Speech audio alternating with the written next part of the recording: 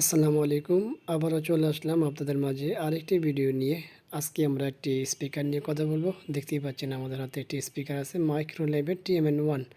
এটির মূল সমস্যাটি আমরা আগে বলে নিই। সেটা হলো যে আমাদের এই যে আইসিগুলো আছে দেখতেই পাচ্ছেন, আমরা এই আইসি গ্রিডগুলো শুনতেছি। আইসি গ্রিড আছে কিন্তু আইসিতে আউটপুট নেই, কখনো বাজে কখনো বাজে না, এক এক সময় এক এক রকমের সমস্যা করে। তো আমরা আজকে চেষ্টা করব বিস্তারিত দেখানোর জন্য আপনাদের মাঝে যে আসলে এটা কী সমস্যা বা কীভাবে সমাধান করা যেতে পারে বা আমরা কীভাবে সমাধান করি। আশা করব আপনার ভিডিও জুড়ে থাকবেন। আমরা যে এইখানে যে আউটপুটগুলো আছে, উপরেরটা কখনো বাজে বা কখনো বাজে না, আবার নিচেটা কখনো বাজে কখনো বাজে না।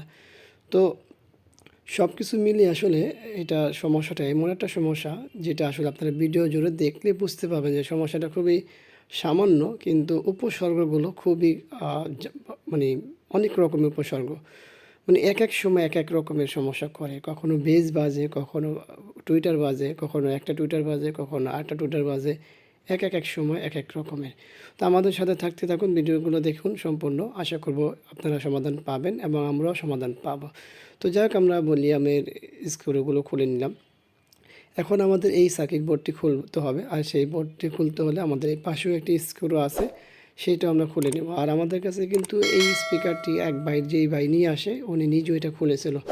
তো যাই হোক, উনি কিছুটা কাজ করেছিল আর বাকিটা আমরা করব।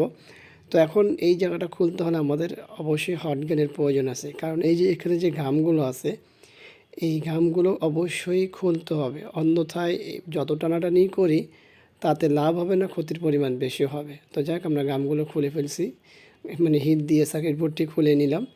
তো এখন আমরা দেখব যে আসলে সমস্যাটা কী বা সমাধান কীভাবে করি। আর যারা নাকি ভিডিওটি দেখছেন ফেসবুক থেকে, অবশ্যই পেজটি লাইক করবেন আর ফলো করে রাখবেন।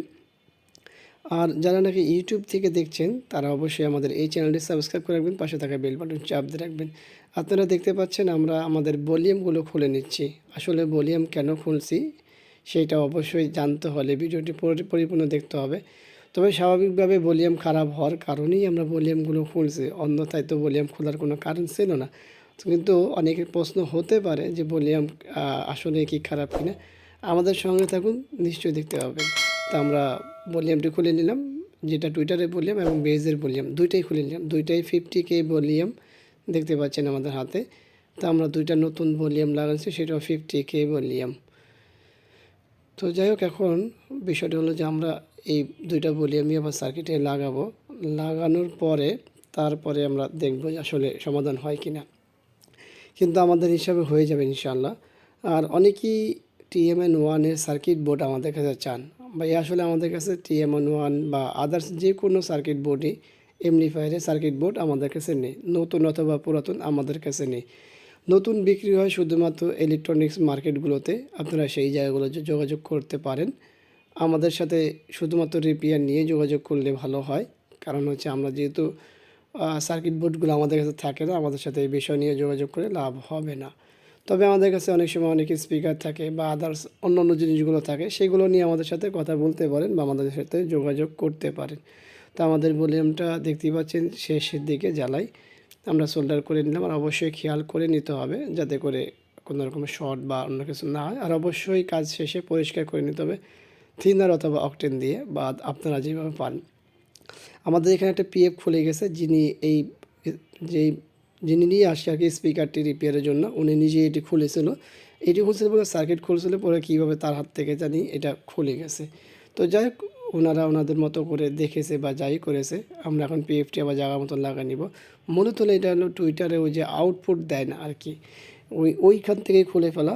কারণ হচ্ছে কখনো ওই যে একটা স্পিকার বাজে আরেকটা স্পিকার বাজে না, এই কারণে। তো অনেকে মনে করে যে এই পিএফ খারাপ কিনা, যেগুলো আসলে কোনো দিনও খারাপ হয় না, কোনো দিনও খারাপ হয় না তা না, মানে এই ক্ষেত্রে এই জায়গায় যেই জায়গাটিতে এই পিএফটি ব্যবহার করা হয়েছে এইখানে কখনো এই পিএফ খারাপ হয় না।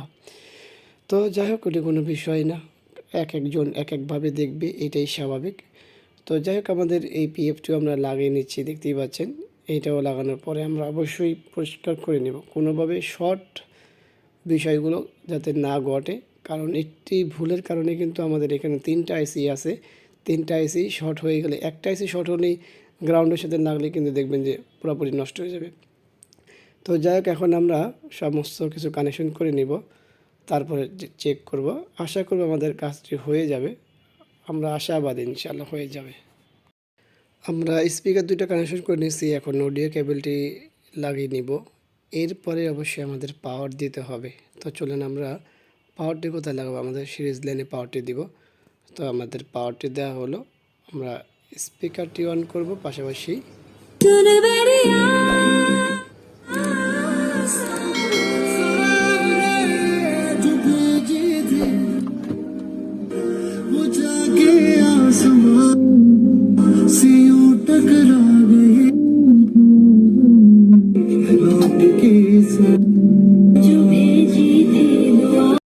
আমাদের স্পিকারটি কমপ্লিট হয়ে গেল, আপনারা দেখতে পেলেন।